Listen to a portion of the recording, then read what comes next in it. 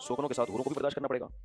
नेक औरत को क्या मिलेगा? यानी किसी ने पूछा है कि भाई नेक आदमी को तो इतने मजे कि अपनी 4 बीवियां भी मिलेंगी उसको, और फिर उसको हूरें भी मिलेंगी, और औरत को वो पुराने वाले के अलावा कुछ भी नहीं मिलेगा, और फिर उल्टा शौकनों की तादाद भी बढ़ जाएगी।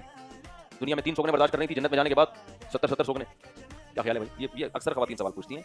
देखो, जिसकी जो रिक्वायरमेंट होती है ना, उसकी रिक्वायरमेंट को पूरा करना ऐश कहलाता है। समझ रहे हो? मुझे पिज़्ज़ा बिल्कुल पसंद नहीं है। अब नेक अमाल के सबब अल्लाह मुझे पिज़्ज़ा खिलाए तो मैं कहूँगा अल्लाह ये तो मैं दुनिया में नहीं खाता था, मुझे पसंद ही नहीं है, तो मुझे अब क्यों खिला रहा है तू? समझ रहे कि नहीं समझ रहे? लेकिन जिसको पिज़्ज़े की आदत है, जिसको पिज़्ज़ा पसंद है, वो पराठों से खुश नहीं होगा। तो याद रखो, ये ज्यादा औरतें की ठरक मर्दों में होती है। औरतों में ये ठरक नहीं होती कि ज्यादा मर्द हो हमारे, और मर्द में ये नेचुरल है। समझ रहे हो? ये क्या है मर्द में? ये नेचुरल है। हाँ, गलत तरीके से ना जाए, हराम तरीके से। तो ये मर्द की फितरत है, नेचुरल है ये मर्द में।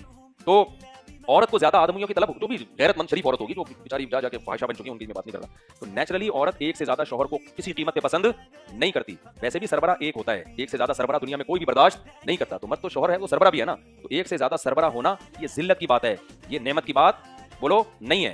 किसी औरत की दुनिया में 2 शौहर हो तो इसमें उसकी जिल्लत है, ये खुशी नहीं है, वो फख्र नहीं कर सकती इस पे, बल्कि उसके लिए जिल्लत की बात है। हाँ, किसी में गैरत ही खत्म हो गई हो तो एक अलग बात है। तो जबकि मर्द के लिए एक से ज्यादा औरतें होना, ये उसके लिए क्या है? फख्र की बात समझी जाती है, और नेचुरली भी ऐसा ही है। तो अल्लाह ताला ने औरत की अय्याशी का भी सामान रखा, मर्द